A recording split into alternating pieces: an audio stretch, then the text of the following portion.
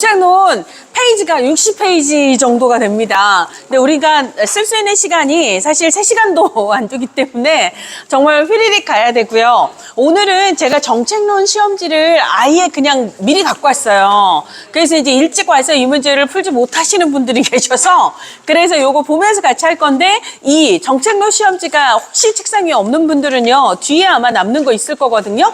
그리고 저기 있습니다. 그래서 저쪽에서 챙겨서 오시면 되겠습니다. 자, 예. 정책론, 예, 기출문제가 있어요. 예, 뒤쪽에 있습니다. 자.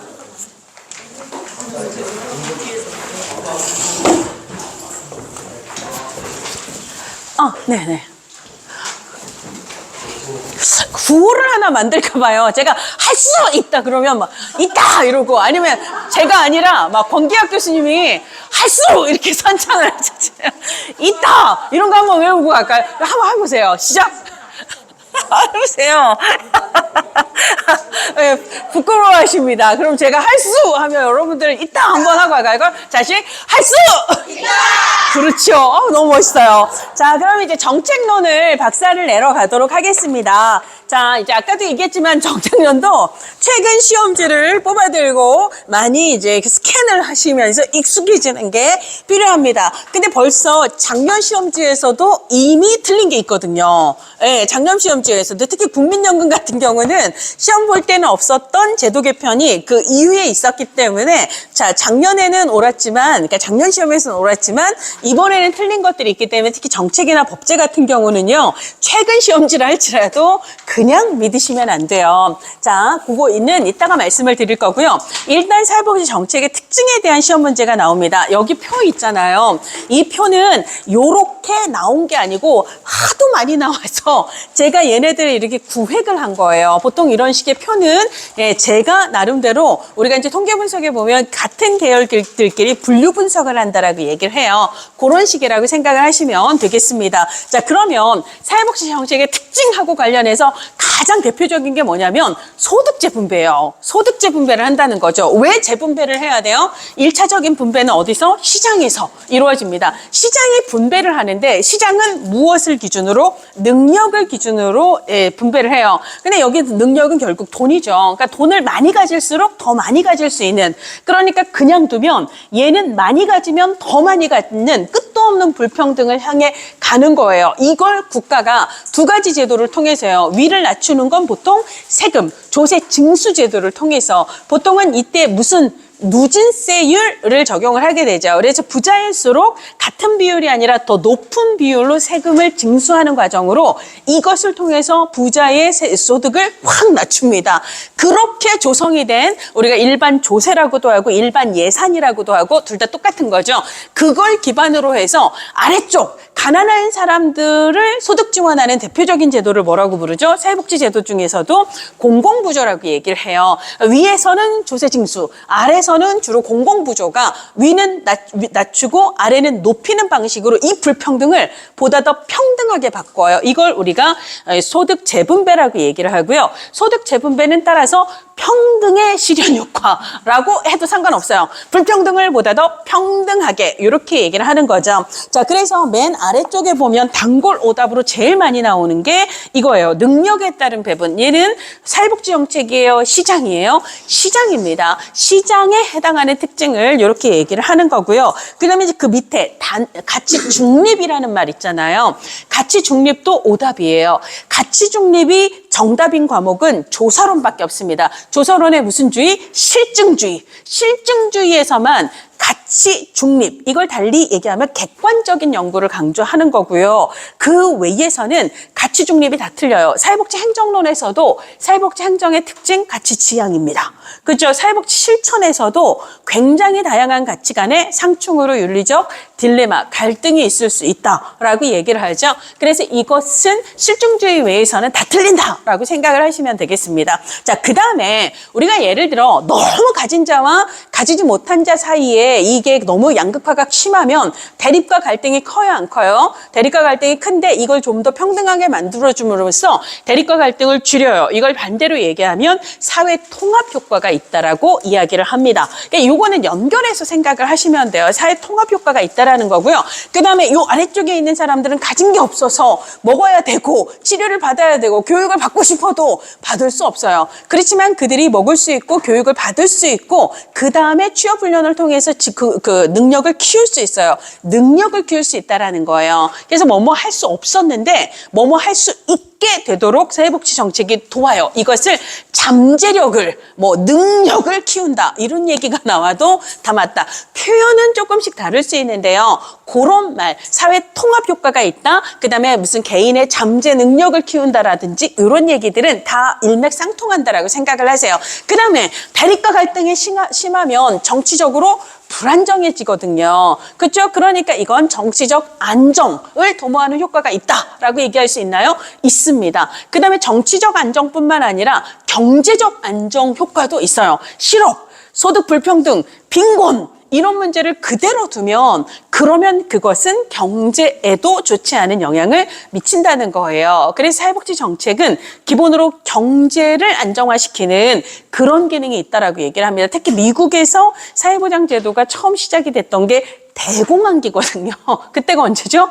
경제가 죽어가고 있어요. 그래서 루즈벨트 대통령이 사회보험을 도입을 하는 그리고 공공부조, 그러니까 공공근로, 그다음에 토목공사 이런 거에 대한 국가가 대거 예산을 써서 사실 미국은 자유주의 개인주의 국가이기 때문에 먹고 사는 건 네가 시장에서 알아서 하라. 이게 그래서 연방정부의 책임을 별로 강조하지 않았던 나라인데 근데 경제가 죽게 생겼으니까 그때부터죠. 1930년대부터 공공의 연방정부 책임을 강조하게 되는 이런 맥락들이 있잖아요. 뭐 살리려고 해요? 경제를 살리기 위한 거거든요. 자, 그래서 다시 요약을 하면 사회복지 정책은 가장 중요한 건 소득 재분배다. 이걸 달리 얘기하면 평등의 실현이다. 그래서 극단적인 대립을 줄이는 사회 통합의 효과가 있고 얘네들도 뭔가 할 수 있도록 돕는 그런 효과가 있고 그래서 경제적 안정, 그래서 정치적 안정. 요게 시험 문제에 나오는 가장 핵심 키워드다라고 보시면 되겠습니다.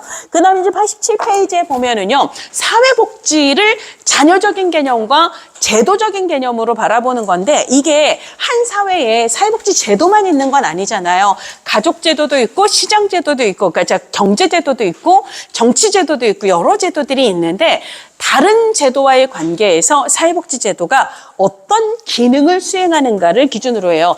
자녀적이라고 하는 것은 사회복지 제도는 필수 기능은 아닌데 다른 제도에 펑크가 나면 그때만 잠깐 일시적으로 땜빵을 하는 이 땜빵을 보충이라고 이야기를 합니다. 잠깐 땜빵하고 빠지면 돼요. 이런 역할만 한다라고 생각하는 것을 자녀적이다라고 이야기를 합니다. 자, 근데 기본으로 현대 산업 사회에서는 사람들이 스스로 그러니까 노동에서 시장과 가족제도 같은 그것만으로 사실 사람들이 계속 이게 안정되게 살아가기에는 현대산업사회에서 기본으로 언제나 장애나 실업의 위험 이런 것들이 있기 때문에 기본으로 상존하는 공백을 항상 맡아줄 별도의 제도가 필요했고 그 제도가 바로 사회복지 제도다라고 얘기해요. 그러니까 얘는 딴 제도 문제 생겼을 때 땜빵 해주는 그런 기능이 아니라 다른 제도와 마찬가지로 동등하게 필수적으로 상시적인 기능을 걔네들이 담당하지 못하는 구별되는 기능을 담당하는 애다. 이게 뭐죠?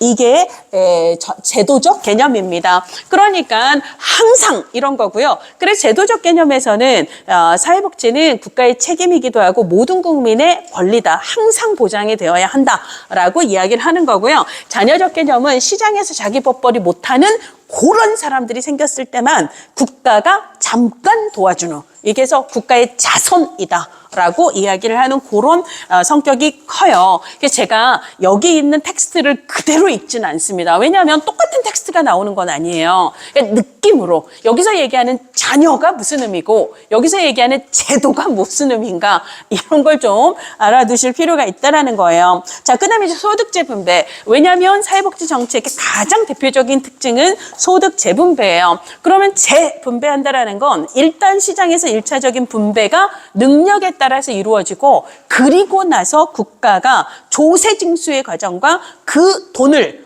이전 지출이라는 건 뭐예요? 부자들한테 삥 뜯은 돈을 가난한 사람들한테 준다. 이걸 이전이잖아요. 그게 이제 주로 공공부조가 맞는 거다라고 얘기를 했습니다. 이게 이제 소득 재분배 효과고요. 그래서 많은 사회복지 제도들 중에 가장 재분배 효과가 큰 제도는 당연히 공공부조다라고 이야기를 할 수 있어야 해요. 자, 그 다음에 이제 소득 재분배의 유형입니다. 수직이라고 하는 것은 위에서 아래로 돈이 내려오는 거예요. 여기서 위는 고소득, 아래는 저소득입니다. 그래서 얘네들한테 서금 걷어서 이쪽에 주는 걸 수직. 그게 사회복지제도에서는 주로 공공부조제도가 담당하는 거다라고 얘기를 해요. 수평이라는 건 여기서 여기로 해요. 그러면 소득의 차이가 있다 없다? 그래서 소득 이전에 기준으로 소득의 고조가 개입되지 않아요. 소득의 차이가 중요한 건 아니고 위험이 발생한 집단에게 돈이 들어가는 거예요. 위험 발생 집단에게 위험 발생하지 않은 사람들의 돈이 들어가는 건데 가장 대표적인 건 사회보험과 사회수당입니다. 사회보험은요. 가입자 모두가 보험료를 냈어요. 그렇죠? 그렇지만 급여는 누가 받아요? 건강보험은 건강 위험이 생긴 사람, 고용보험은 실직한 사람, 산재는 산재 당한 사람이 급여를 받는 구조잖아요. 모두가 낸 돈을 위험이 발생한 사람이 받는 구조지 이건 저소득이어서 주는 게 아니거든요. 그래서 사회보험은 수평적 재분배 효과가 있습니다. 그 다음에 사회수당, 우리나라 사회수당의 가장 대표적인 제도는 아동수당이에요. 현재까지는 아동수당이 만 8세 미만 전체 아동을 대상으로 하지만 2026년 1월부터는 9세 미만으로 확대가 됩니다. 그래서 연령은 9세 미만으로 알아두셔야 돼요. 그러면 이거는 무슨 위험이에요? 양육이라는 위험이에요. 우리나라 사회보장기본법에서는 출산과 양육도 위험으로 분류가 됩니다. 예, 돈을 똑같이 벌어도 애들이 많아지면 그 돈으로 커버하기가 힘들어지는 사회적 위험이다라고 이야기를 해요. 그래서 누구나 세금을 냈지만 사회수당은 보험이 아니기 때문에 보험료가 아니고요. 국가의 세금이에요. 세금은 누구나 냈지만 그 세금이 어디로 흘러가죠? 양육 위험이 발생한 어린 자녀가 있는 집으로 가는 구조지 가난하다고 주는 건 아니에요. 이것을 우리는 수평적이라고 얘기를 합니다. 근데 예를 들어 아동수당 같은 경우는요. 9세 미만 아이가 있으면 누구나 똑같이 10만 원을 받아요. 누구나 똑같이. 그럼 저소득이라고 예를 들어 10원이라도 더 주는 구조가 아니에요. 그러면 저소득에게 1원이라도 더 가는 구조가 없기 때문에 얘는 오로지 수평이지 수직적인 재분배 효과는 없다고 볼 수가 있어요. 근데요, 우리가 사회보험을 잘 보면 우리가 보험의 원리는 뭐죠? 보험료를 내고 급여를 받는 거잖아요. 근데 건강보험은요, 우리가 이제 병원에 갔을 때 의사가 내 소득이 얼마인가를 따져서 급여의 차이를 두나요? 아니잖아요. 똑같은 급여를 받는데 낸 보험료는 차이가 있어요, 없어요? 있지요. 그렇죠? 건강보험료는 소득의 몇 프로이기 때문에 예를 들어 1,000만 원의 10%는 100만 원이지만 100만 원의 10%는 10만 원이죠. 그래서 결국은 보험료의 차이가 있어요. 서로 다른 보험료를 냈는데 같은 급여를 받아요. 그럼 누가 유리하죠? 저소득층이 유리해요. 그다음에 국민연금 같은 경우도 이제 개인별로 연금액을 계산하는 공식에 자기 소득만 들어가는 게 아니라 전체 가입자 소득이 들어갑니다. 자, 그러면 예를 들어 가장 고소득에서 가장 저소득자의 소득이 있어요. 그리고 여기가 이제 평균, 전체 가입자들의 평균 소득이 될 텐데 내가 받을 연금액을 계산을 할 때 내 소득만 들어가면 내가 받을 연금액은 이 정도가 계산이 될 텐데요. 내가 받을 연금액의 계산에서 이 값이 들어가면 이 값이 올라가는 경향이 있죠. 이쪽은 거꾸로 내려가는 경향이 있죠. 이걸 뭐라고 불러요? 수직적이에요. 위는 내리고 아래는 올리는 이런 거 있잖아요. 그래서 국민연금은 수직적인 재분배 효과도 있다 없다? 있다요. 그래서 우리가 정리를 하면 사회수당은 오로지 수평적인 재분배 효과만 있습니다. 모두 똑같이 10만 원을 주지 1원도 저소득자를 더 챙겨주는 구조가 없어요. 근데 사회보험은 보험료를 깎아주든 아니면 낸 것보다 급여를 더 주든 누가 유리한 구조다? 저소득자가 더 도움을 받는 구조예요.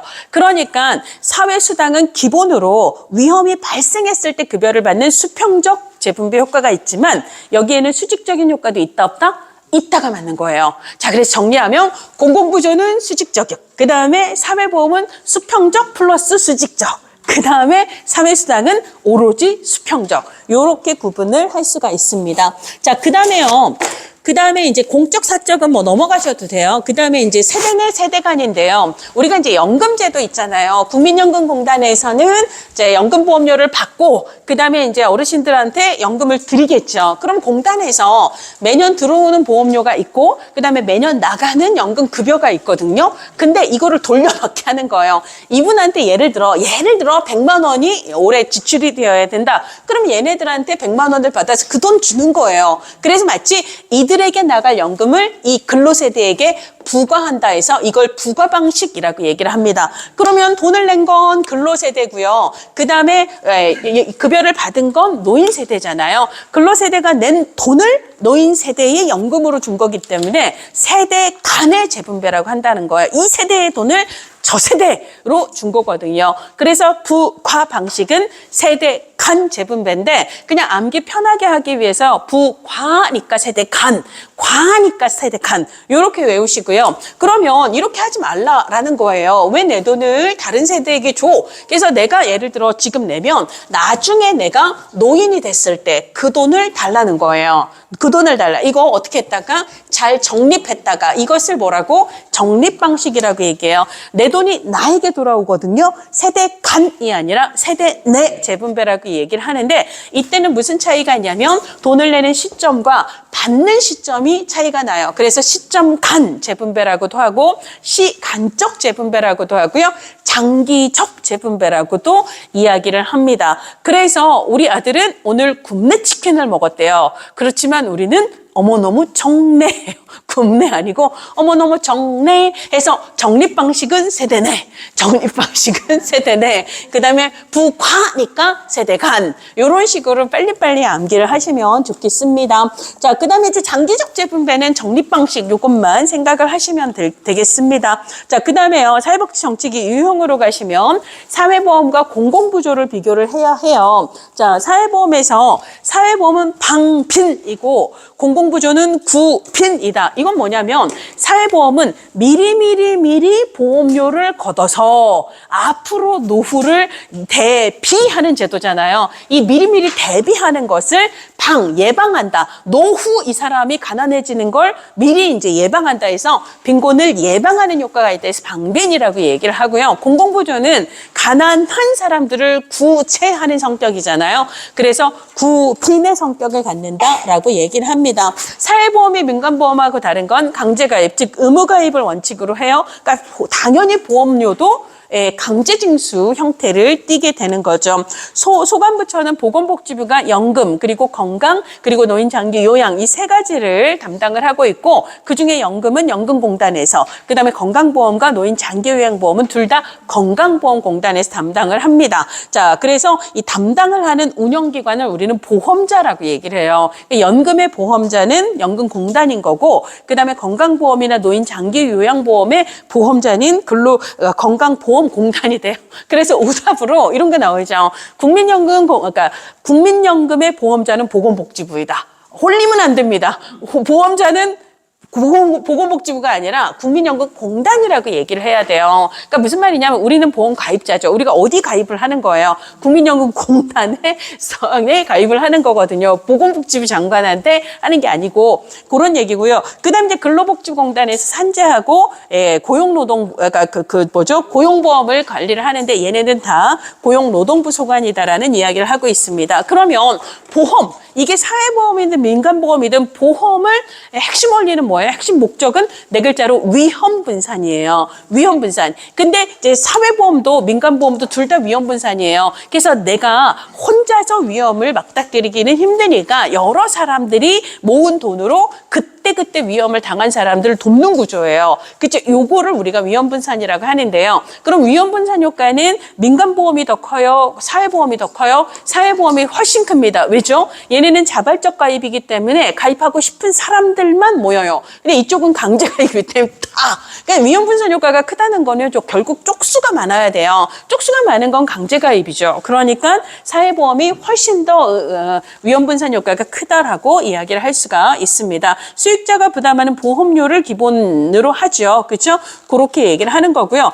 급여의 조건이에요. 급여의 조건은 자, 일단 가입자여야 하는 거죠. 가입자는 뭘 내죠? 보험료를 내요. 보험료를 낸다라는 걸 두 글자로 기여라고 표현을 합니다. 셋 다 똑같은 얘기예요. 보험료를 냈어야 돼, 혹은 기여를 해야 돼, 가입자여야 돼. 이건 똑같은 얘기고요. 그 사람이 급여를 언제 받아요? 위험이 발생했을 때 받아요. 이게 급여 지급의 조건이다라는 얘기고요. 그 다음에 이제 우리가 민간보험은 보험회사와 우리들 사이에 개별적인 계약에 의해서 형성이 되지만 우리가 무슨 건강보험공단 다 일일이 찾아가서 자, 이 개인 대 개인으로 공단으로 계약을 하는 건 아니죠. 이건 계약적 권리가 아니라 뭐다?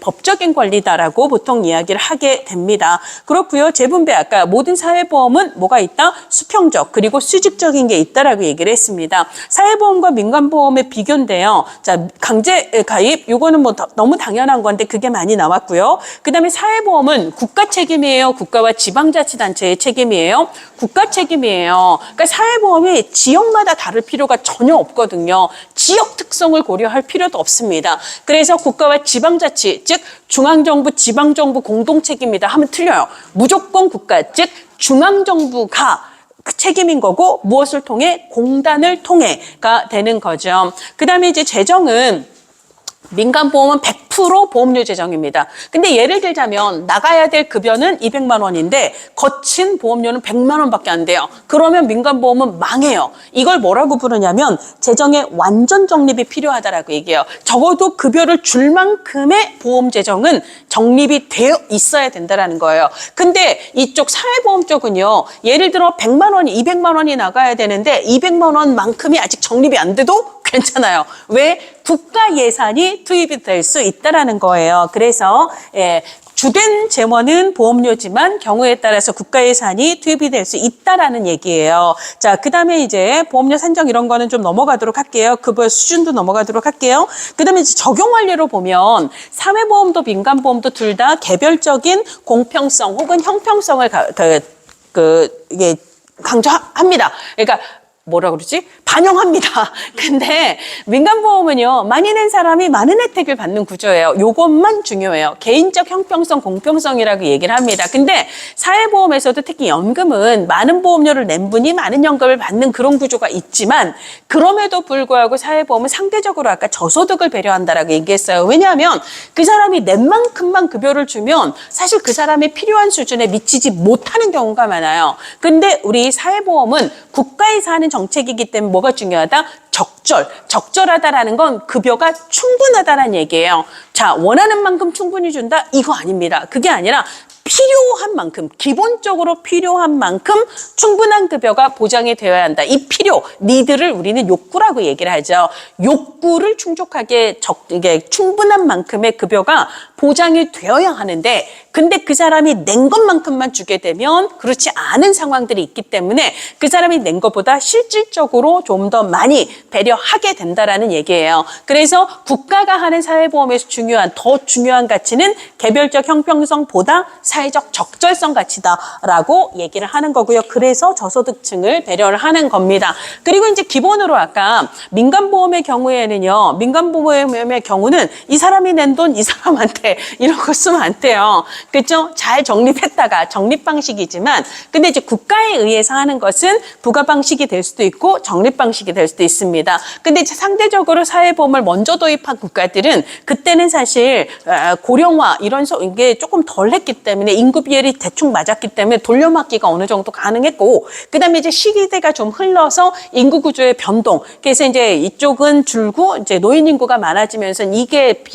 잘 안 맞으니까, 그러니까 상대적으로 이제 나중에 사회보험을 도입한 국가들은 이제 적립 방식을 채택하는 경우가 많이 있죠. 왜냐하면 근로세대가 노인을 부담하는 게 쉽지가 않은 구조가 되었기 때문에 뭐 그것까지는 알 필요는 없지만 국가는 이 두 가지를 다 쓸 수 있다라는 이야기를 하고 있습니다. 자, 이번에는 공공부조예요. 공공부조는 방빈 아니고 구빈이라고 얘기를 했고요. 아까 사회보험이 급여를 주는 기준은 가입자, 즉 기여를 해야 되고 위험이 발생해야 된다. 두 가지 조건이었죠. 근데 공공부조는 저소득을 선정을 해야 돼요. 그럼 소득조사를 하는 걸 우리가 자산조사라고 얘기를 하죠.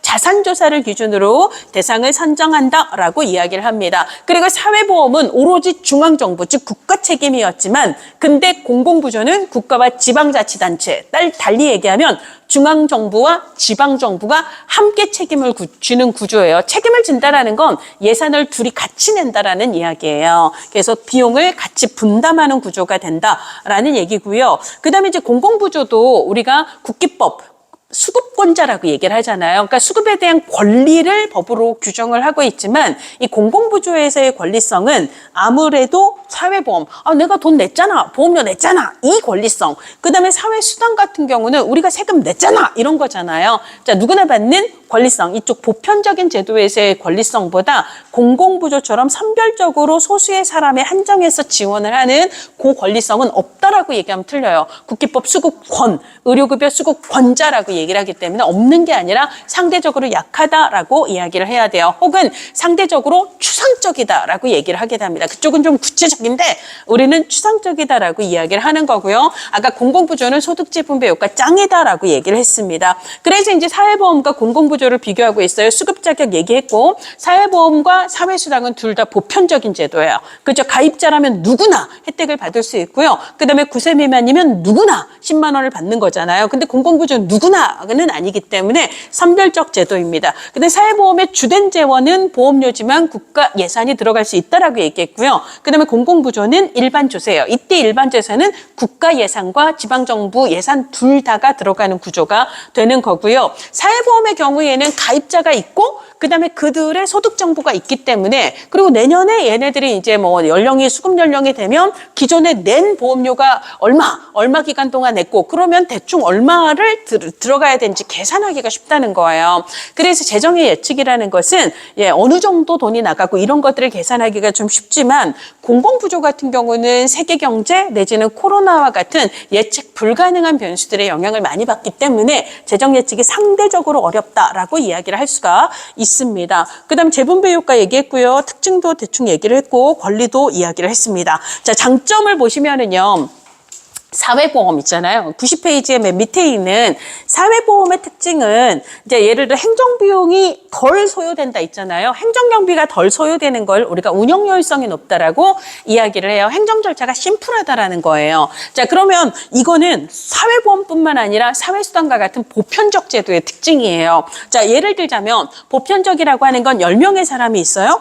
근데 내가 10명 다 주지 뭐 이러면은요 사람을 선별하는 절차가 필요하지 않아요? 필요하지 않아요. 근데 예를 들어 내가 10명 중에 제일 돈이 없는 2명만 골라야지. 그러면 소득 다 까야 돼요. 그죠? 다 까봐야 그 중에 가장 적은 사람을 알 수 있잖아요. 그러니까 모든 사람의 소득을 조사해서 거기서 가장 최하위 2명만 선정하는 절차가 필요해요. 절차가 더 많으면 이거 운영효율성이 떨어진다라고 얘기하고요. 절차가 심플하면 운영효율성이 높다라고 얘기합니다. 운영효율성이 높은 건 다 보편주의의 특징이고요. 운영효율성이 떨어지는 건 선별주의, 즉 공공부조 쪽 특징이다라고 생각을 하시면 돼요. 그러면 우리가 운영효율성이 높게 떨어지는 이 공공부조는요. 왜 내가 10명 다를 주는 게 아니라 진짜 필요한 두 사람을 골라서 주는 거죠.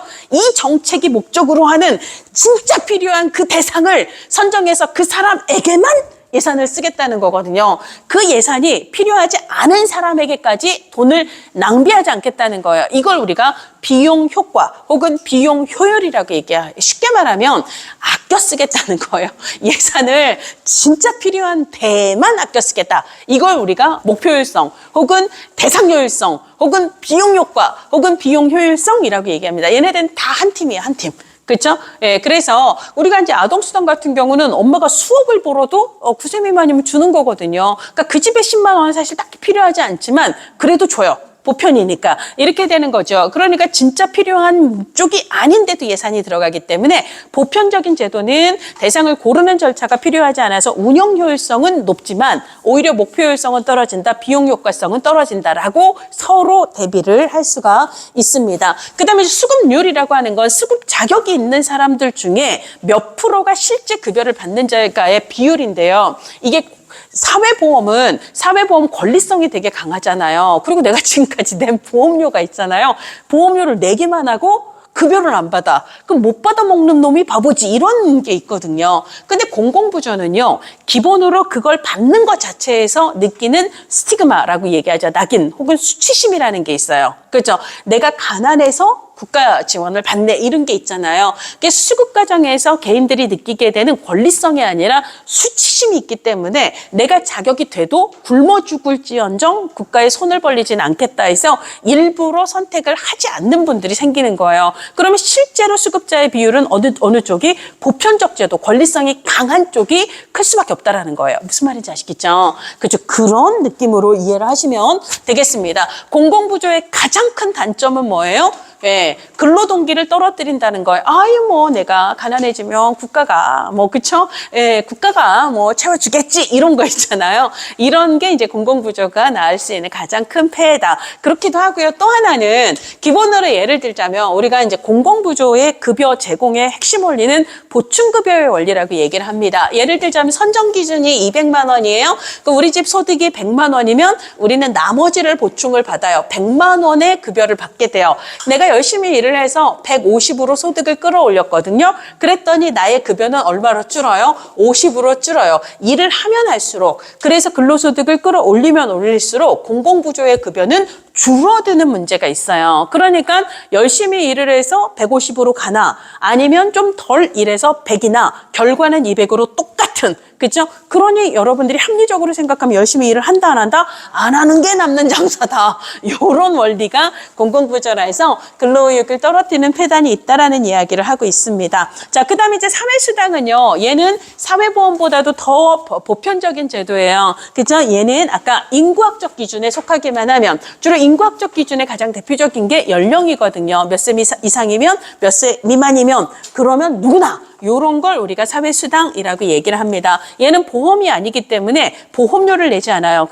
기여가 보험료 내는 건데 그거와 상관이 없다라는 거죠. 그럼 돈은 어디서 나온다? 세금을 쓴다라는 거예요. 그런데 한정된 세금으로 모두 다, 예를 들어 9세 미만이면 모두 줘야 돼요. 그러면 1인당 줄 수 있는 금액을 높이기가 어렵다라는 거죠. 그러니까 많이 주는 걸 우리가 충분히 주는 것 적절하다라고 얘기를 합니다. 아까 보험, 사회보험과 민간보험을 비교할 때 사회보험은 사회적 적절성을, 그러니까 많이 줄수록 적절성이 좋은 거예요. 충분한 거거든요. 그런데 한정된 국가 예산으로 모두 줘야 하는 이 사회수당은 1인당 급여액을 높이는데 기본적으로 한계가 있기 때문에 사회적 적절성의 가치를 실현하는데 기본적인 어려움이 있다. 이렇게 이해를 할 수가 있습니다. 자, 그 다음에 사회서비스는 넘어가도록 할게요. 이거는 어차피 법제로 내용하고 겹치는 거라서 사회복지 정책의 가치와 이념입니다. 사회복지에서 그는 다양한 가치, 아까 가치 중립은 조사의 실증주의밖에 없다라고 얘기했어요. 가치를 지향하거든요. 근데 가장 중요한 가치가 평등의 실현이죠. 이쪽은 낮추고 이쪽은 올리는 소득 재분배를 달리 얘기하면 평등의 실현이라고 얘기를 했는데 평등도 크게 세 가지 유형이 있다는 거예요. 결과의 평등이 있고 비례적 평등이 있고 기회의 평등이 있습니다. 근데 이제 우리가 보통 사회복지 정책에서 얘기하는 소득 재분배는 결과의 평등이에요. 결과가 이렇게 차이가 났는데 그 결과를 좀 더 그러니까 비슷하게 바꾼 거거든요. 우리가 이제 결과의 평등은 누구나 똑같이 이런 얘기를 하지만 사실 사회복지 정책이 누구나 똑같은, 예를 들어 시험을 봤어요. 그렇죠? 여러분들도 아마 성적이 안 나왔을 텐데 누구는 100점, 누구는 60점을 맞았을 때 선생님이 다 A학점을 줘요. 그런 걸 좋아하나요? 그런 걸 좋아하나요? 일부 좋아하시는 분들이 있습니다. 그렇죠? 그렇죠. 노력을 안 하고 싶으신 분들은, 그렇죠. 그러니까 이건 사실 어떤 사회도 노력과 상관없이 똑같은 같은 자원 배분을 원하진 않아요. 그러니까 사실 우리가 평등이라고 하면 모든 사람에게 사회적 자원을 똑같이 분배하는 것 이렇게 정의를 하지만 실질적으로는 이렇게 차이를 조금 더 차이 나지 않게 바꾸는 것 요게 이제 현실적 의미라고 보시면 되겠습니다. 이게 이제 아까 조세제도와 공공부주를 통해서 이걸 이렇게 바꾸는 거라고 얘기를 했고요. 사실 이 개념 정의에 보다 더 적합한 건 아동수당이죠. 누구나 똑같이 10만 원을 주는 거잖아요. 자원을 똑같이 배분하는 거니까 이런 개념이라고 보시면 되겠습니다. 자, 그래서 얘가 국가가 이 차이를 적극적으로 위를 낮추고 아래를 높이는 방식으로 적극적으로 개입해서 평등을 조정하는 역할을 하기 때문에 얘가 가장 적극적인 평등 개념이다라고 이야기를 합니다. 자, 그 다음에 일단 개념으로 비례적 평등은요.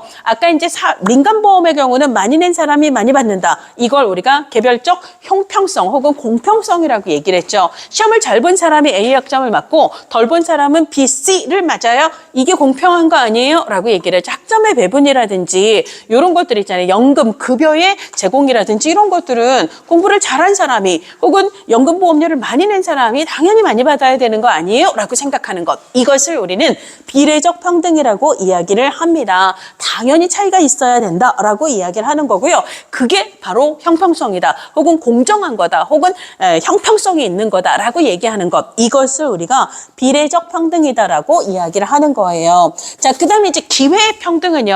기회의 평등은 누구나에게 같은 기회를 주자는 거예요. 그럼 어떤 기회냐면 주로는 교육받을 기회, 내가 대학에 들어갈 기회, 그 다음에 내가 취업할 기회 이런 거 있잖아요. 누구나 똑같아야 된다라는 거예요. 교육이나 취업의 기회를 똑같이 주자. 이게 그러면 실제로 그 학교에 들어가서 걔가 열심히 공부해서 결과의 차이, 즉 학점의 차이 이런 것들은요. 국가가 나설 일이에요. 지가 책임질 일이에요. 결과는 지가 책임질 일이지. 근데 학교에 들어갈 기회는 똑같이 줬잖아. 이게 기회의 평등입니다. 일단 시작은 공정하게 시작을 했다라는 거예요. 그렇지만 결과, 예를 들어 네가 이 레이스에서 달릴 기회는 누구나에게 줬는데 근데 누가 1등을 하고 누가 2등을 하는지는 네가 그 레이스 위에서 얼마나 달렸는가의 책임인 거지 그것까지 국가가 조정을 할 필요는 없다라고 얘기를 해요. 그래서 시작만 관여를 한다 해서 스타트 제도들. 그래서 1965년에 미국에서 시작된 헤드 스타트. 그 다음에 2007년에 우리나라에서 시작된 드림 스타트. 뭐죠? 가난한 아이들도 교육의 기회는 시작은 공정해야 된다라는 거예요. 그 교육을 받고 얘가 실제로 얼마나 노동을 해서 어떤 결과를 내게 될지는 지 책임이라 할지라도 그렇지만 교육적 기회까지 없어서는 안 된다라고 얘기하는 게 이게 스타트 제도거든요. 근데요, 교육의 기회를 아무리 똑같이 줘도 취업의 기회를 똑같이 줘도 그 학교가 그 회사가 얘네들을 안 뽑아요. 그렇게 취업이나 교육에서 항상 배제될 수밖에 없는 불리한 계층이 있어요. 이게 이제 예를 들자면 장애인 이런 분들이 되는 거죠. 안 뽑아요. 그러니까 기회만 준다고 이들이 교육을 받을 수 있는가? 혹은 이들이 예를 들자면 취직을 할 수 있는가? 그렇지 않다라는 거예요. 그래서 기회만 주면 항상 배제될 수밖에 없는 불리한 조건이 있는 분들, 이분들도 교육을 받을 수 있도록 사회통합정령이라든지 지역균등 등 선발 제도라든지 이런 것들 있잖아요. 그리고 취업을 할 수 있도록 이게 장애인 의무고용제도. 그래서 적어도 3점 몇 프로 정도는 장애인을 꼭 채용하도록 함으로써 이들도 실질적으로 취업을 할 수 있는 기회를 제공받도록 하는 그런 제도를 이들을 긍정적으로 차별한다 해서 긍정적 차별이라고도 얘기하고요. 적극적 조치라고도 얘기합니다. 이거는 보다 더 적극적 의미에서의 기회 평등을 보장하기 위한 정책이다라고 이해를 할 수가 있습니다. 자, 그 다음에 이제 자유에는 소극적 자유와 적극적 자유가 있어요. 소극적 자유는 간섭하지 마! 구속하지 마! 냅둬! 좀. 우리 딸이 요즘 그러고 있거든요. 그래서, 그러고 있거든요. 그래서 제가 조금 전에 우리 딸하고 또 전화 왔는데 너무 기분이 좋았던 게 제가 얘가 요즘 완전 사춘기 극단을 달리고 있는데 제가 끊임없이 온화하게. 그래서 온화함의 승리다. 그래서 네가 어느 순간 정신이 들면 네가 나한테 한 짓에 대해서 깨달음을 현타가 딱 올 때, 야, 이게 네가 엄청난 죄책감으로 그다음부터는. 그래서 방금 조금 전에 전화로 엄마 사랑해. 그래서 자기가 왜 전화를 했는지 잘 모르겠대요. 그러면서 할 말이 없으니까 엄마 사랑해. 속으로 이겼다 이러고 왔는데 어쨌거나 그러니까 구속하지 마. 그럼 전 구속을 안 합니다. 잔소리 절대 안 합니다. 아, 그래? 라고 얘기를 해요. 그래서 냅둬! 그렇죠. 그럼 그래, 냅둡니다. 그렇죠. 전혀 구속을 안 해요. 소극적 자유의 보장이에요. 근데 적극적 자유는요, 얘가 예를 들자면, 뭐뭐를 하고 싶은데 할 수 없는 거. 아파서 치료받고 싶은데 치료를 받을 수 없고요. 너무 배가 고픈데 먹을 수가 없어요. 교육을 받고 싶어도 교육을 받을 수가 없습니다. 대체로는 뭐 때문에? 돈이 없어서요. 그렇죠. 그럴 때는 할 수 없어요. 그게 자유로운 거예요. 자유롭지 않아요. 그럴 때는 국가가 그 사람을 지원해서 적어도 최소한 그 사람이 기본적인 수준까지는 교육을 받을 수 있도록 혹은 먹을 수 있도록 치료를 받을 수 있도록 국가가 그 사람을 도울 필요가 있다는 게 이게 자유다라고 보는 걸 적극적 자유라고 얘기해요. 그래서 적극적 자유는 뭐죠? 국가가 적어도 최소한의 수준을 보장하는 것, 우리가 최저 생활 보장 있잖아요. 국가에 의한 최저 생활 보장은 무슨 자유를 보장하기 위함이다? 적극적 자유를 보장하기 위함이다. 그게 무슨 제도예요? 주로 공공부조 제도인데 돈이 어디서 온다? 부자들에게 삥 뜯은 세금으로부터 온다. 그래서 앞에 결과의 평등 쪽에 제가 줄 쳐놓은 것을 보시면은요. 기본으로 결과의 평등은요. 아까 이제 이랬던 차이를 이렇게 바꾸는 건데 문제는 이렇게 세금을 이렇게 뜯고 그다음에 그걸로 가난한 사람을 주는 건데요. 이게 부자들 입장에서는 국가가 뭔데 나도 아니고 딴 사람 주겠다고 우리한테 세금을 이렇게 뜯어가는데 이거는 뭐죠? 개인 재산에 대한 침해로 본다는 거예요. 이게 뭐죠? 소극적 자유의 침해로 본다는 거예요. 근데 가난한 사람들 입장에서는 내가 돈이 없어서 먹을 수 없고 교육을 받을 수 없고 치료를 받을 수 없었는데 국가의 지원을 받아서 내가 의료 지원을 교육 지원을 받을 수 있게 되었어요. 무슨 자유? 적극적 자유가 올라간다는 거예요. 부자 입장에서는 소극적 자유가 내려가는 거고 가난한 사람은 적극적 자유가 올라가는 거다라고 이해를 한다라는 얘기입니다. 자, 그다음에 이제 사회적 연대는요. 서로 돕는다. 뭐 이런 의미라고 볼 수가 있는데요. 듀르켐이라고 하는 사회학자가 기계적 연대와 유기적 연대를 얘기했고요. 이게 이제 올해 시험 문제에 나왔어요. 이게 뭐냐면 옛날에는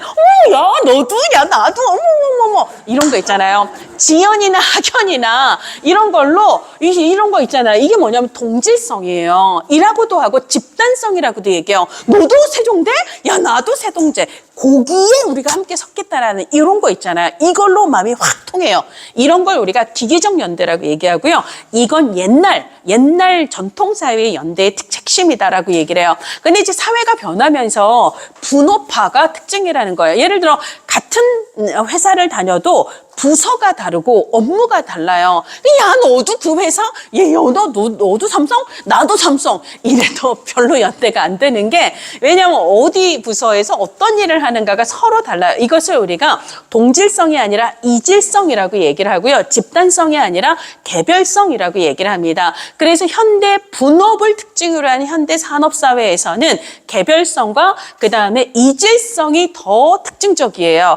그렇지만 유기적으로 연대를 해야 된다라는 거예요. 예를 들자면 여러분들이 1급 시험을 보기 위해서 특강을 듣는데 저처럼 한 사람이 아니라 8명의 강사가 각자 여러분들 수업을 한다고 할게요. 저 혼자 열심히 한다고 돼요, 안 돼요? 그러니까 각자가 담당하는 과목이 다르더라도 이들이 유기적으로 연대하지 않으면 안 되는 거예요. 그렇죠? 자, 그래서 현대 사회에 서로 다르지만 유기적인 연대를 강조한다라는 이야기가 나오고 있습니다. 자, 그 다음에 이제 사회적 적절성은 아까 기본적인 필요한 만큼은 급여가 충분히 보장이 되어야 한다. 원하는 만큼이 아니에요. 원하는 만큼이 아니라 니드, 기본적으로 필요한 만큼이에요. 그래서 욕구를 채우기 위해 적절한 수준의 급여를 보장할 것, 이걸 적절성이라고 얘기를 하고요. 앞서서 저희가 사회수당의 경우는 한정된 국가 예산으로 모든 사람들을 줘야 되는 9세 미만을 모두 줘야 되다 보니까 1인당 급여 수준을 높이는데 한계가 있다라는 얘기를 했습니다. 자, 그 다음에 이제 우리가 최저임금 혹은 뭐 최저 보장 수준 있잖아요. 못해도 이 정도는 줘야 돼. 못해도 이 정도의 급여는 줘야 돼. 이런 거잖아요. 그럼 왜 우리가 최저를 정하죠? 그것보다 낮게 주면 그거는 너무 약하다는 거예요. 그래서 최소한 이 이상의 급여 수준은 보장하라라고 최저선을 정하는 이유는 무슨 가치를 실현하기 위해서다? 적절성의 가치를 실현하기 위해서다라고 얘기를 할 수가 있습니다. 자, 이번에는 효율이에요. 효율은 두 가지 유형. 그러니까 파레토 효율하고 수단적 효율이 있는데 실제 시험에서는 파레토 효율만 주로 언급이 됐습니다. 파레토 효율이라고 하는 건 가장 이상적인 배분 상태를 이야기를 해요.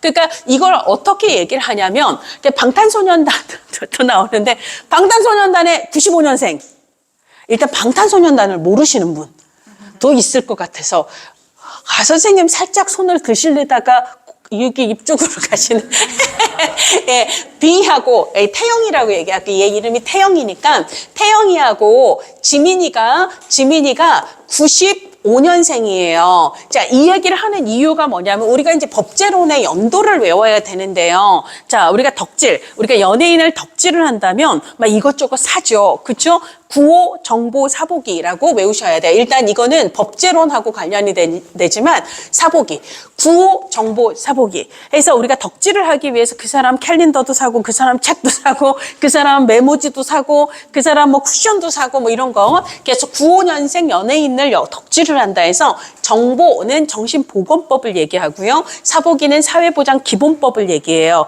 얘네들이 95년도인데요. 근데 이게 지역복지론. 그러니까 지역사회복지론에서 올해도 이제 연도수 문제가 나왔었는데 영국의 지역사회복지의 역사 해갖고 뭐 그리피스 보고서, 하버트 보고서 이런 게 나왔거든요. 물론 제가 지역복지를 하진 않습니다. 그치요? 특강에서 하진 않지만 근데 정신보건법 제정부터가 나와요. 미국의 정신보건법 제정, 그러니까 영국은 59년이에요. 그러니까 얘를 뒤집으면 되거든요. 그래서 알고 계시라고요. 우리나라는 95년이에요. 그래서 구호, 정보, 사보기. 그래서 95년에 정신보건법 그리고 사회보장기본법 두 법 모두 다 법제론 연도수 문제 나왔습니다. 예, 그리고 올해 지역복지론의 연도수 문제에서는 영국의 그러니까 정신보건법이 나왔는데 그게 구호를 뒤집어서 59년이다라고 알아두시면 돼요. 근데 이거 그냥 지역복지 나온 김에 살짝 거기로 새길로 새도 돼요. 근데 그 다음에 60년대부터 80년대까지 보고서들이 쭉 나와요. 보고서들이 나와요. 자, C를 언제 뿌리죠? 봄에 뿌립니다. 씨봄이나 시봄이나 똑같습니다. 그리고 뭐 계절이 어떻게 바뀌어요? 여름, 하가 옵니다. 그래서 하버트 보고서가 돼요. 하니까 바클레이 보고서예요. 그렇죠? 그리고 마지막이 그리피스 보고서인데 이것도 바클레이에서 이 크 있잖아요. 이걸로 순서를 외우는 게 중요합니다. 그래서 씨봄 그 다음에 하. 그러니까 봄에 씨를 뿌리고 그 다음에 여름 하니까 클레이니까 이런 순서로. 근데 얘네들이 이제 60년대부터 시작이고 이 앞에 있는 게 이거거든요. 이거부터 시작이라서 정신보건법 제정, 그 다음에 시봄, 하버트, 바클레이, 그리피스 이 순서를 묻는 문제가 지역복지에서 나왔거든요. 그래서 일단 95년을 그런 의미로 일단 95년생을 조금 알아둘 필요가 있어서 얘를 그렇게 둔다는 거고요. 자, 그래서 이제 BTS 방탄소년단의 멤버 중에 95년생이 얘네 둘이 있어요.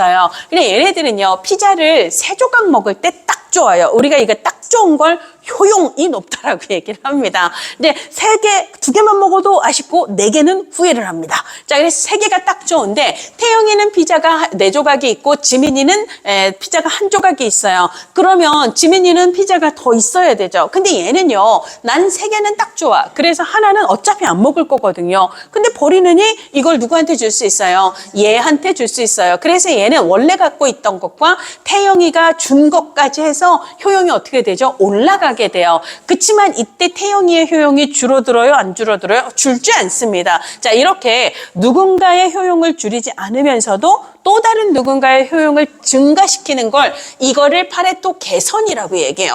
보다 더 파레토한 상태로 간다라는 얘기예요. 누구도 지금 누구도 그 효용이 줄어들지 않았는데 높아졌잖아요. 이게 이제 우리가 자선을 하는 이유 혹은 기부를 하는 이유죠. 나한테 이 돈 있으나 없으나 크게 뭐 해가 되지 않아요. 즉 효용이 마이너스가 되지 않은데 이 돈을 저 가난한 사람한테 주면 저 사람한테 이게 너무 의미 있는 돈으로 쓰이는 거예요. 그리고 나는 그걸 보면서 흐뭇해지기 때문에 이 돈을 갖고 있을 때보다 오히려 그 사람한테 줬을 때 나의 효용은 오히려 업되는 측면이 있어요. 그러면은요, 저 사람의 효용을 늘렸지만 나의 효용이 줄었다 안 줄었다? 줄지 않아요. 그래서 사람들이 왜 가난한 사람 돕는 기부나 자선에 참여하게 되는가? 이거 파레토 개선하고 관련이 된다라는 거예요. 자, 그래서 이제는 지민이가 2개가 됐습니다. 그럼 지민이는 여전히 좀 모자라요. 누군가가 나한테 하나를 줬으면 좋겠는데 이 사회에 이 2사람밖에 없다면 더 이상 태영이의 효용을 감소시키지 않으면서 지민이의 효용을 높일 수 있는 방법이 있다 없다? 없어요. 그래서 여기서 멈춰야 된다라는 거. 이게 뭐다? 파레토 효율이에요. 누군가의 효용을 마이너스 시키지 않고는 또 다른 누군가의 효용을 증가시킬 수 있는 방법이 없는 상태. 이것을 가장 최적의 배분 상태. 이것을 파레토 효율이다라고 이야기를 합니다. 아시겠어요? 예, 그렇다는 거고요. 수단적 효율이라는 것은 그 자체를 물어보는 문제가 나오진 않았지만 아까 보편적인 제도와 선별적인 제도에서 목표에 해당하는 사람만 골라서 주는 선별주의 제도, 선별적 제도인 공공부조는 목표 효율성이 좋다. 라고 얘기를 했고요. 오히려 그냥 10명 다 주자? 보편적인 제도는 사람을 고르는 절차가 필요하지 않기 때문에 행정 절차가 간편해서 운영 효율성이 좋다. 이렇게 얘기를 했죠. 그쵸? 이제 우리가 정책에서 고려하는 건 어떻게 하면 예산을 아껴 쓸 수 있을까? 대상 효율성. 어떻게 하면 행정 절차를 심플하게 할 수 있을까? 운영 효율성. 을 고려한다라는 거예요. 이게 완벽한 효율을 지향한다기보다는 우리가 평등이나 정의를 실현하더라도 어떻게 하면 시간과 예를 들어 예산을 아낄 수 있을까를 고려한다는 의미에서 그 자체가 목적이라기보다는 효율은 수단으로서의 의미를 갖는다. 이런 의미라고 보시면 되고요. 자, 그 다음에 정의예요. 정의의 핵심 인물은 롤스입니다. 일단 롤스에서 암기는 이렇게 하세요. 자, 이 롤스로이스 자기 차? 이런 거예요.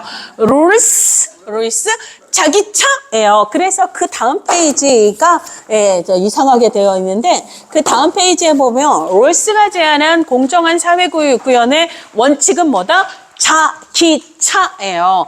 이게 순서예요. 그래서 제1원칙은 뭐다? 자예요. 그래서 누구나 평등한 자유가 있다라는 거예요. 그 다음에 2번째는요. 누구나에게 공정한 기회를 준다라는 거예요. 똑같이 주는데 문제는 기회는 똑같아도 결과는 사람마다 다를 수 있죠. 그렇죠? 예, 달리기 시합에 누구나 똑같이 참여하게 했어요. 근데 어떤 사람은 되게 빨리 도착하고 어떤 사람은 되게 느릴 수 있는 거잖아요. 그렇잖아요.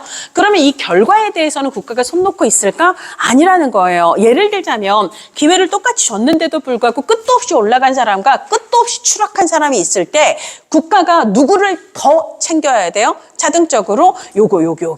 그래서 우리도 애들이 많을 때 저는 7형제거든요. 부모님이 좀 모질란 애를 더 챙기잖아요. 아픈 애, 이게 있죠. 더 많이 아픈 애를 부모가 더 그렇잖아요. 왜 쟤만 더 챙기는데? 라고 얘기를 하죠. 이게 차등이에요. 부모가 자식을 챙길 때에는 좀 더 뭔가 챙겨줄 필요가 있는 사람. 이게 뭐죠? 사회에서 가장 덜 가진 사람을 국가가 차등적으로 챙길 수 있다라는 거예요.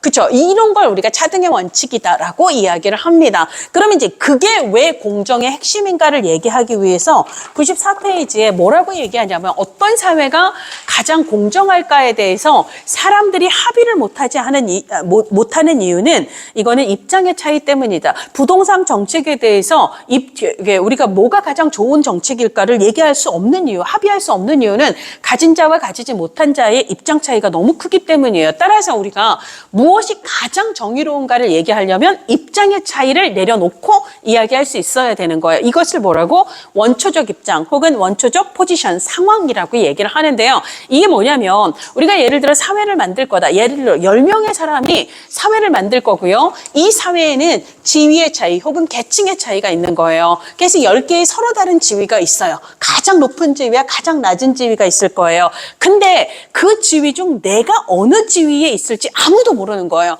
그걸 우리가 무지의 베일이라고 이야기를 합니다. 그러면 입장이 똑같은 거잖아요. 그렇죠? 아무도 몰라요. 입장이 똑같은 상태에서 무지의 베일을 쓰고 이 사회가 어떤 사회여야 정의로운 사회일까를 합의한다는 거예요. 그러면 다 입장이 똑같기 때문에 사람들은 내가 가장 높은 지위일 수도 있지만 하필이면 내가 눈 떠봤을 때 베일을 벗었을 때 가장 밑바닥일 수도 있잖아요. 그것 때문에 사람들은 그래도 정의로운 사회는 가장 꼴찌도 어느 정도는 살만한 사회. 이게 이제 아까 사회적 적절성의 실현 이런 의미로 얘기를 하는 거죠. 그렇게 얘기를 한다는 거예요. 그걸 뭐라고? 국가가 누구를 더 챙겨야 돼요? 가장 밑바닥에 있는 사람도 인간적인 우리나라 헌법 제34조에서 얘기하는 인간적인 생활은 가능한 수준으로 국가가 얘네들은 차등적으로 더 챙겨야 된다. 이거를 가장 밑에 있는 사람을 국가가 가장 챙겨야 된다. 최소 극대화의 원칙이라고 이야기를 하는 거예요. 그래서 원초적 입장, 그 다음에 무지의 베일, 그리고 최소 극대화의 원칙 이런 얘기를 통해서 공정사회 구현의 원리를 이룰 수 있을 적이죠. 라는 순서로 이야기를 했다라는 이야기를 하고 있습니다. 자, 그렇고요. 그 다음에 뭐 기타 핵심 주장은 넘어가셔도 돼요. 그런 얘기들을 하고 있고요. 그 다음에 이제 우리 정책론 시험지를 한번 보실래요? 정책론 시험지를 보시면 1번 정책의 목적 이렇게 나왔는데 이게 이제 앞에 얘기했던 정책은 재분배다. 선생님 이거 있어요? 다 있죠? 네, 재분배다. 그 다음에 평등의 실현이다. 아까 사회통합의 증진이다. 대립과 갈등을 줄인다. 그 다음에 정치적 안정. 그 다음에 경제적 안정. 그런데 오답으로 뭐가 제일 많이 나온다? 능력에 따른 배분 혹은 가치 중립 이런 게 나온다라고 얘기했어요. 옳지 않은 건 뭐예요? 몇 번? 5번이에요. 자, 그 다음에 2번입니다. 사회복지 정책의 가치인 연대에 관한 설명으로 옳지 않은 것은 예, 자, 1번 서로서로 돕는 거예요. 그죠? 그래서 사람들이 서로 의무감과 책임감을 가지고 함께 하려는 상태. 일반적으로 동질성과 동등성을 갖지 못한 사람에 대해서는 동질적인 사람들 간의 연대보다 상대적으로 약하다라는 얘기를 2번으로 하고 있습니다. 그 다음에 3번 이질성과 개인화가 강조되는 건 전통사회예요? 현대사회예요? 현대사회예요. 그쵸? 그때의 연대를 뭐라고 부른다? 유기적 연대라고 이야기를 했습니다. 그럼 갈수록 노동자 집단이 연대가 강해요? 약해요? 옛날에 1945년 영국 복지국가의 시대에는요. 노동자들이 엄청나게 노동조합, 노동자 정당회가 한 목소리를 냈거든요. 그래서 노동자들을 위한 사회복지 정책들이 엄청 생기게 됐는데 근데 갈수록 그 안에서도 화이트 칼라와 뭐 블루 칼라 이런 식으로 노동자들이 또 서로 다른 포지션과 입장으로 달라지고 외국 노동자들이 있고 또 이런 것들 있잖아요. 같은 파일을 놓고 서로 싸우는 이런 것들이 있어요. 그러면 그럴수록 이질성이 강화되면 연대가 강해진다, 약해진다? 약해지는 거죠. 그렇죠? 그래서 최근 우리나라에서 노동시장이 변화하면서 노동자들 간의 동질성이 강화가 되는 거예요. 이질성이 강화가 되는 거예요. 이질성. 그래서 현대산업사회의 특징은 뭐다? 분업화예요. 분업화는 이질성의 강화 혹은 개인화의 강화 이렇게 이 얘기를 해야 합니다. 장애인 의무고용은 그들도 우리가 함께 포섭을 하자라는 거죠. 이들에게도 일할 기회가 필요하다라는 건 다 연대의 가치. 그래서 우리가 사회복지라고 하는 것은요. 전체 사회 이렇게 사람들이 기본적으로 우리 함께 도와야 되는 거 아니야? 라고 하는 연대의 가치에 기반을 둔다라는 거죠. 그래서 4번이 틀리는 걸 알 수 있습니다. 그 다음에 3번 마이클 샌들이 나왔어요. 이거는 우리가 2교시에서 아까 동기 강화 모델 쫄지 않아야 돼요. 뭔가가 새로 나오면은요, 마이클 샌들 얘기는요, 한 번도 우리 시험에 나온 적이 없어요. 그럴 땐 여러분들이 무슨 생각을 해야 되냐면, 고를 땐 보통 옳지 않은 걸 고르라고 한다. 그리고 옳지 않은 건 이미 나왔던 것에서 갖고 온다. 그럼 답은 몇 번이 되는 거죠?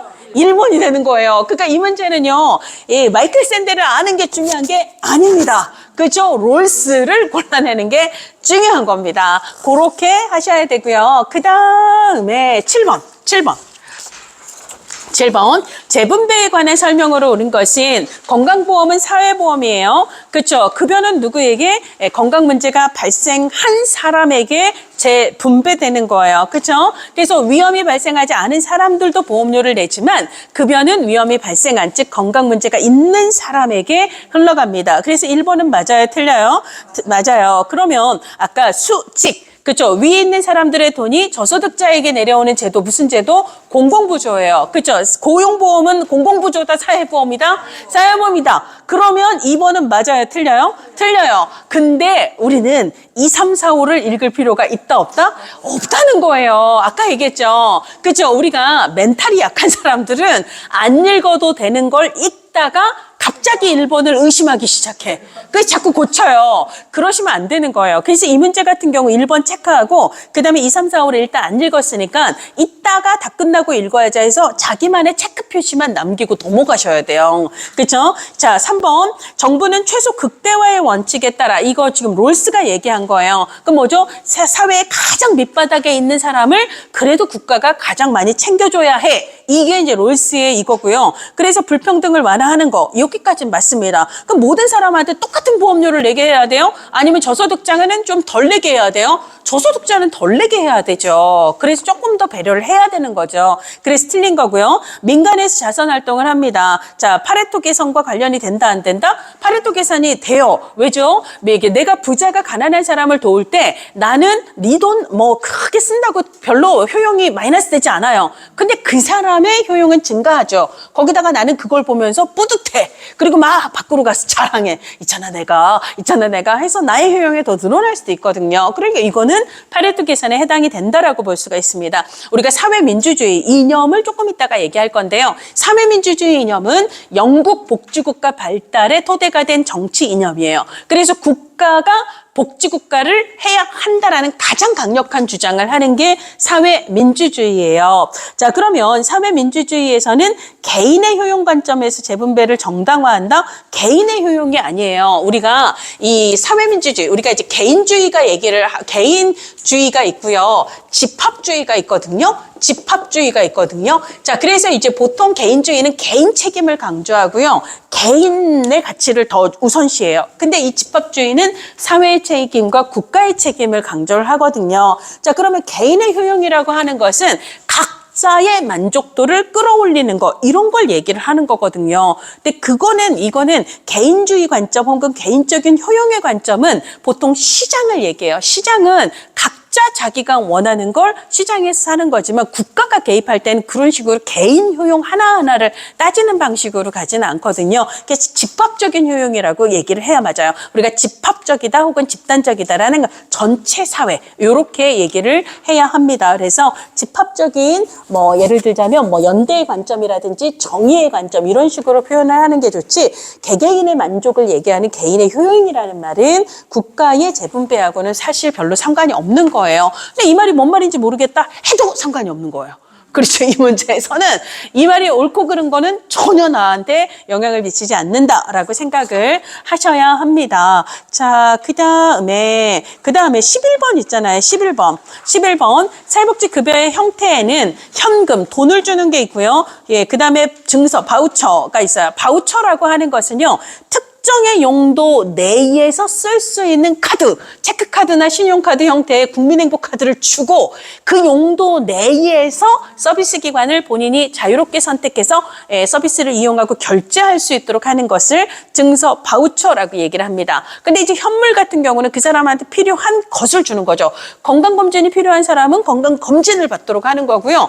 밥이 필요한 사람은 급식을 제공을 하는 거고요. 이런 것들을 현물이라고 얘기해요. 기회는 교육적 기회, 그 다음에 취업의 기회를 주는 걸 기회라고 얘기를 합니다. 자, 이거는요, 응용력을 테스트하는 거예요. 운용 효율성이 가장 높은 것, 줄 때 행정 절차가 가장 심플한 건 뭘까요? 현금입니다. 뭐만 하면 되죠? 계좌에 쏘기만 하면 돼요. 계좌 이체만 하면 끝이에요. 진짜 편하거든요. 그렇잖아요. 그러면은요, 목표 효율성이 가장 좋은 건 뭘까요? 진짜 그 사람, 그러니까 이 정책이 목표로 하는 것에만 예산을 쓰는 거예요. 그죠? 밥이 필요한 사람은 밥만 주고요. 건강검진이 필요한 사람은 건강검진만 주는 거예요. 이걸 뭐라고 부른다? 현물이라고 얘기해요. 근데 그 사람한테 돈을 주면 어떻게 돼요? 그 사람이 그 돈으로 딴 걸 사 먹을 수 있는 거거든요. 바우처는 그 딱 중간 형태예요. 그래서 운용 효율성이 가장 높은 건 현금, 그 다음에 바우처, 그 다음에 현물이에요. 그 다음에 목표 효율성이 가장 좋은 건 현물, 그 다음에 바우처, 그 다음에 현금이에요. 그러니까 이런 것도 사실 운용 효율성이 뭘 얘기하고 목표 효율성이 뭘 의미하는가를 이해를 하면 알 수 있습니다. 알 수 있습니다. 그렇겠죠? 네, 그렇습니다. 자, 그 다음에 또 풀 수 있는 거를 좀 보도록 할게요. 자, 13번 있잖아요. 13번. 사회복지 서비스 공급 주체로서 중앙정부에 관한 설명으로 옳은 것은 아닙니다. 이거는 좀 이따가 하도록 할게요. 일단 잠깐 쉬었다가 제가 많이 못 쉬고요. 한 6분 있다가 시작을 하도록 할게요. 네네.